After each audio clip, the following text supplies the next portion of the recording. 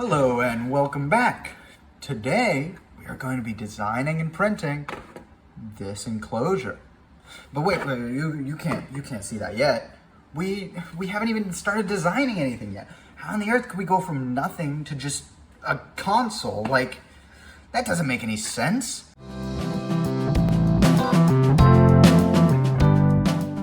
We need to go over what will be going inside of the console. For the controls, I have this joystick and 4 buttons. This 2.8-inch display is a TFT panel that uses an ILI 9341 driver. A display driver is a specialized chip right here on the back that talks directly to the display, telling it what to display on each pixel, what colors exist, and even how many pixels it has. Think of it as like a really stupid brain, telling you what exists, where it is, how much there is, but it has to be told exactly what to do. If you would like more info on this display driver or any of the other components I have mentioned, I have their spec sheets linked in the description of the video below. I am using a Max 9835-7A amplifier to drive an 8 ohm half-watt speaker. An amplifier is a very simple device that increases the power going to a speaker. Think of it as the muscle necessary to push the power through the speaker. These batteries are 18650s. They have a small footprint and a large capacity. Subscribe for future videos about the battery life of the console. The charging circuit consists of 3 parts. First, the battery management system, or BMS, protects the batteries from damage.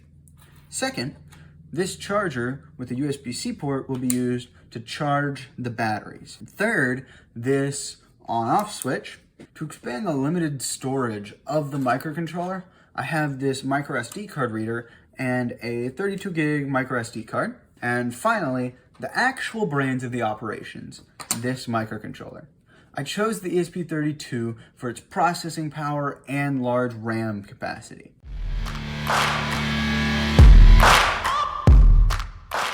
Now that we know what's going on inside, what has already been done for the casing? Well, there are already mounts for the display, the buttons, the joystick, and the speaker, and you can even see there's placeholders for the batteries. But I have a few goals in mind for this iteration of the casing.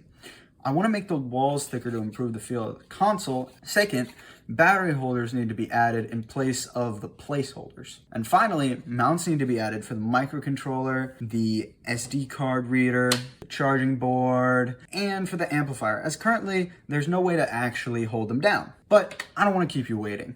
Let's get to designing.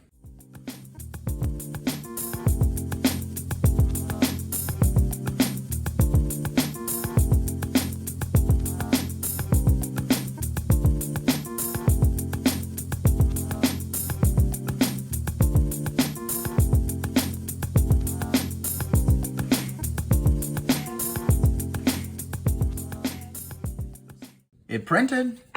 You might notice there's something missing. If you're paying attention during the time lapse, there was a micro SD card holder that was right over here that I added. But, I mean, the smart among you may realize it's no longer there because I chopped it off. Now, you might be thinking to yourself, well, that's kind of stupid. Why did you chop off an important part to the design? And it's because, with it, the display didn't fit in. I'd go to hit it in from this side and I'd be like, oh, it doesn't go in from there. Okay, I'll try fitting it underneath. Yeah, okay, that's doable. Oh wait, but no, that doesn't work either. Great, okay, I'll fit it in from the front.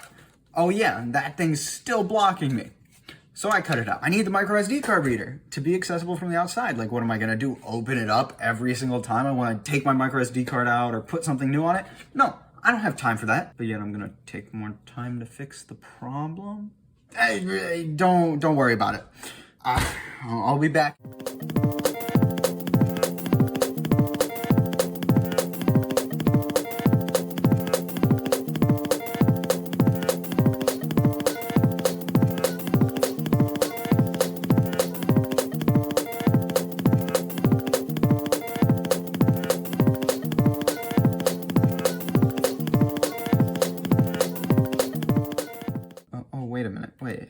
I spent all this time almost a day's worth of printing out this one, and then just forgetting that, oh, the display has to fit in somehow. And then, oh yeah, this one fixed that issue. The display went in. It wasn't easy, but it was doable. And I forget to include a hole. Back to time lapse.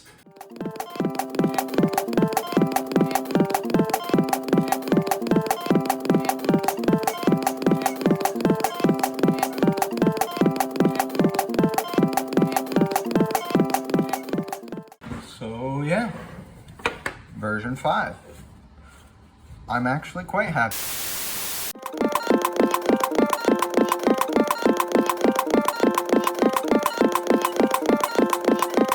After beating some sense into my printer, we got a good print.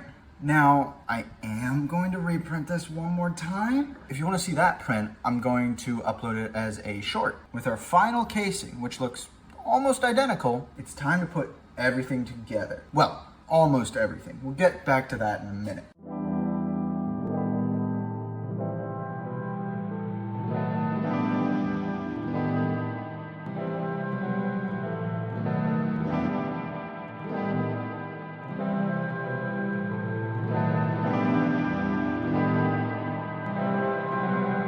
Everything fits in. But if I was to flip this over, the amplifier and maybe even the charging board would fall out.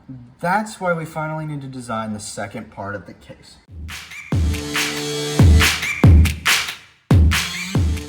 As I alluded to before, only most of the components fit in. Now it's time to design the back of the casing. The joystick here is the only component that gets mounted to the back, so it shouldn't be that bad to design. Let's get to it.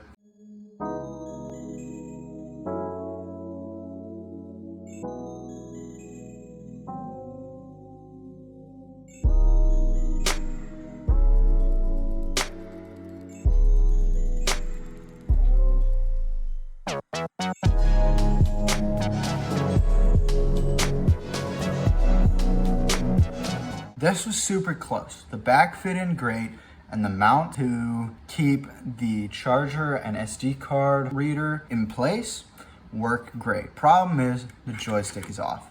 So I'm gonna move it up, maybe 1/2 millimeter. Hopefully I don't regret that later.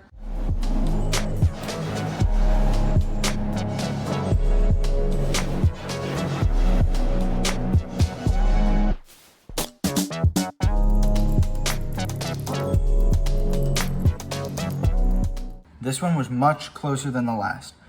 Though I think I regretted not moving it up more. I think if I move it up another millimeter this time, it will actually be good. So let's try, hopefully one more time.